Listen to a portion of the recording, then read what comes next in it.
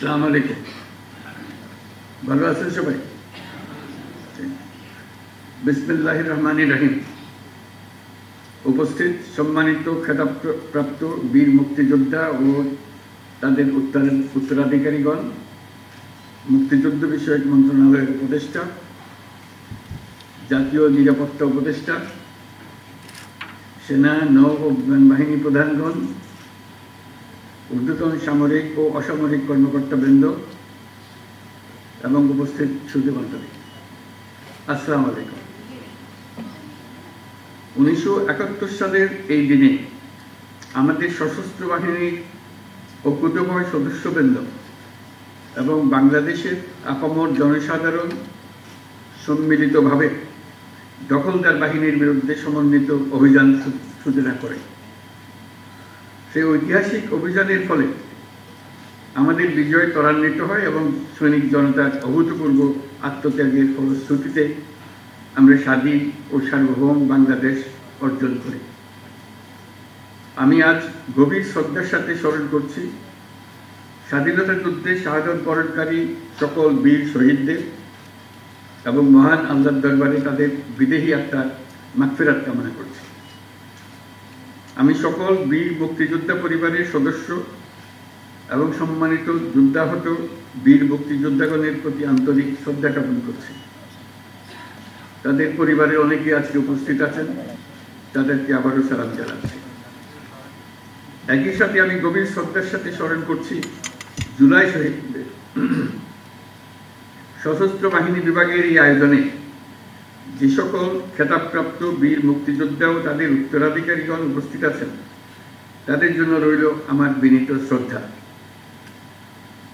মুক্তিযুদ্ধ বাংলাদেশের ইতিহাসের সর্বকালের সর্বশ্রেষ্ঠ ঘটনা, যার ফলে পৃথিবীর মানচিত্রে বাংলাদেশ একটি স্বাধীন সার্বভৌম রাষ্ট্র হিসেবে প্রতিষ্ঠা ও পরিচিতি লাভ করেছে। দেশ স্বাধীন করার মহান ব্রত নিয়ে ৭১-এর ২৫শে মার্চ রাত থেকে বাঙালি সেনারা সেনানিবাস ত্যাগ করে সশস্ত্র যুদ্ধে ঝাঁপিয়ে পড়েন। একই সাথে এই দেশের কৃষক, শ্রমিক, ছাত্র জনতা, সাধারণ মানুষ সকলেই যা কিছু আছে তাই নিয়ে যুদ্ধে অংশ নেওয়ার জন্য এই যুদ্ধে একটি জনযুদ্ধে রূপান্তরিত হয়। মহান মুক্তিযুদ্ধকে সাংগঠনিক রূপ দেওয়ার জন্য এক পর্যায়ে যুদ্ধরত সকল বাহিনীকে বাংলাদেশ ফোর্সেস নামে সংগঠিত করা হয় এবং সমগ্র বাংলাদেশকে 11টি সেক্টরে ভাগ করে অসম সাহসিকতার সঙ্গে যুদ্ধ পরিচালিত হয়। তৎকালীন পাকিস্তান নৌবাহিনীতে কর্মরত বাংলাদেশি সাবমেরিনার ও নাবিকদের সমন্বয়ে গড়ে ওঠা মুক্তিযুদ্ধের নৌ কমান্ডো দল অপারেশন জ্যাকপট নামে দুঃসাহসী আক্রমণ পরিচালনা করে বিভিন্ন নদী বন্দরে খাদ্য রসদ বোঝাই শত্রু জাহাজ ডুবিয়ে দেয় এবং বিমান বাহিনীর সদস্যদের নিয়ে গঠিত কিলো ফ্লাইট চট্টগ্রাম ও নারায়ণগঞ্জের জ্বালানি ডিপো সহ বিভিন্ন গুরুত্বপূর্ণ স্থাপনায় সফল আক্রমণ পরিচালনা করে। এইসব দুঃসাহসী অভিযান আমাদের মুক্তিযুদ্ধের ইতিহাসে চিরকাল পরম উজ্জ্বলতায় উদ্ভাসিত থাকবে। মহান মুক্তিযুদ্ধে সশস্ত্র বাহিনীর অবদানকে সাধারণ মানুষের আত্মত্যাগের সঙ্গে একীভূত করার উদ্দেশ্যে প্রতি বছর 21শে নভেম্বর পালিত হয় সশস্ত্র বাহিনী দিবস। আজকে সেই দিন। এই দিনে খেতাবপ্রাপ্ত বীর মুক্তিযোদ্ধা ও তাদের উত্তরাধিকারীদের সান্নিধ্যে আসার সুযোগ পেয়ে আমরা সকলে অনুপ্রাণিত। মহান মুক্তিযুদ্ধে বীরত্বপূর্ণ অবদানের স্বীকৃতিস্বরূপ বীর মুক্তিযোদ্ধাদের কল্যাণে বিভিন্ন কার্যক্রম পরিচালিত হচ্ছে। ভবিষ্যতেও এই ধারা অব্যাহত থাকবে বলে আমি আশাবাদী। সময়ের আবর্তে অধিকাংশ বীর মুক্তিযোদ্ধা আজ বয়সের ভারে ভারাক্রান্ত। দেশের বিভিন্ন স্থানে ছড়িয়ে থাকা বীর মুক্তিযোদ্ধাদের আনুষ্ঠানিকভাবে সম্মান জানানোর জন্য সশস্ত্র বাহিনী বিভাগ, সেনা, নৌ, বিমান বাহিনী প্রতি বছর সশস্ত্র বাহিনী দিবস উদযাপনকালে যে উদ্যোগ নিচ্ছে তা নিঃসন্দেহে প্রশংসনীয়। এই জন্য আমি তাদেরকে আন্তরিক ধন্যবাদ দিচ্ছি। বৈষম্যহীন, শোষণহীন, কল্যাণময় এবং মুক্ত রাষ্ট্রের জন্য যে স্বপ্ন নিয়ে মুক্তিযোদ্ধারা দেশ স্বাধীন করেছিলেন, আমরা তাদের সেই স্বপ্ন পূরণে অঙ্গীকারবদ্ধ। আমরা এখন থেকেই বাংলাদেশকে এমনভাবে গড়তে চাই যেন দেশের জনগণের সকল ক্ষমতার উৎস হয়।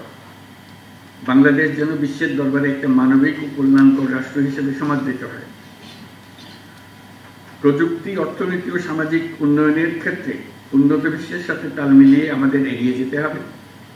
সেই লক্ষ্যে আমাদের তরুণ সমাজ যেন সম্পদের সীমাবদ্ধতা থাকা সত্ত্বেও মেধার ভিত্তিতে নিজ নিজ সৃজনশীলতার বিকাশ ঘটিয়ে দেশ গঠনে অবদান রাখতে পারে, আমাদের সেই পরিবেশ নিশ্চিত করতে হবে।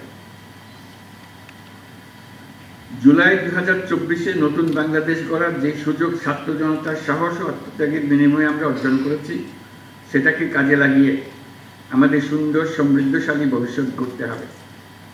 বীর মুক্তিযোদ্ধা, শহীদ, আহত এবং জীবিত ছাত্র জনতার কাছে আমরা প্রতিজ্ঞাবদ্ধ থাকতে চাই যেন তাদের দেওয়া সুযোগ কাজে লাগিয়ে আমরা বাংলাদেশকে পৃথিবীর সামনে গণতান্ত্রিক উত্তরণের একটি দৃষ্টান্ত হিসেবে উপস্থাপন করতে পারি।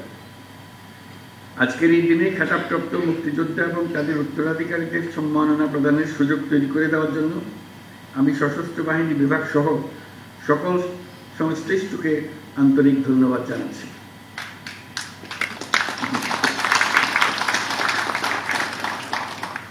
পরিশেষে আমি সকল বীর মুক্তিযোদ্ধা এবং তাদের পরিবারবর্গ সহ সমগ্র দেশবাসীর সুখ, শান্তি ও সার্বিক মঙ্গল কামনা করছি।